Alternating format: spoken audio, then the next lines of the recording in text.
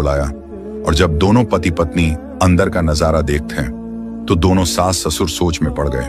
चुपचाप वहां से आ जाते हैं। सुबह हुई तो मोनिका की हालत बहुत खराब थी, ठीक से चला भी नहीं जा रहा था। लेकिन दोनों सास ससुर ने बहू से कुछ नहीं कहा और अपने बेटे हर्ष को फोन किया कि बेटा, तुम्हारी पत्नी जिस कुत्ते को लाई है उसके साथ मौज मस्ती मना रही है।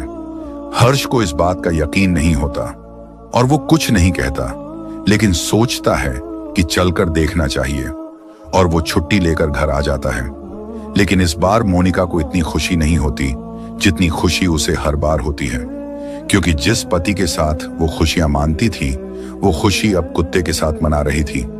हर्ष अपनी पत्नी मोनिका से बड़े प्यार से पूछने लगा, मोनिका ये निशान कैसे हैं? तो मोनिका कहती है, कुत्ते ने निशान बना दिए हैं, क्योंकि है कुत्ता मुझे बहुत ज्यादा प्यार करता है।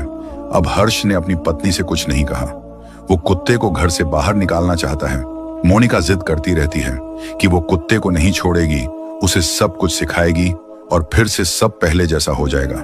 लेकिन हर्ष उस कुत्ते को बाहर जंगल में दूर छोड़ाया। लेकिन हम सबको पता है कि कुत्ता सूंघता सूंघता वापस आ जाता है और वो कुत्ता भी सूंघता हुआ घर आ गया।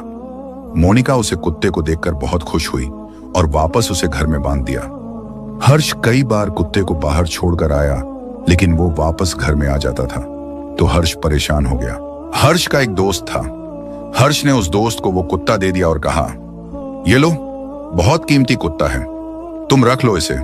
उसका दोस्त उसे हंसी खुशी रखता था। अभी तक हर्ष ने अपनी पत्नी मोनिका से कुछ भी पूछा नहीं था कि आखिर क्या मामला था, लेकिन उसके दिमाग में कई बातें चल रही थीं। अब वो कुत्ता दोस्त के घर गया तो वहां पर दोस्त की बीवी जो रात में सोती हैं, उन पर भी कुत्ता रुक नहीं रहा था। वो उनके पास पहुंच गया और उनके साथ ताल्लुक बनाने की कोशिश करने लगा। अब दोस्त ने 2-1 दिन ऐसा देखा तो समझ गया कि ये तब वहां भी यही करता होगा।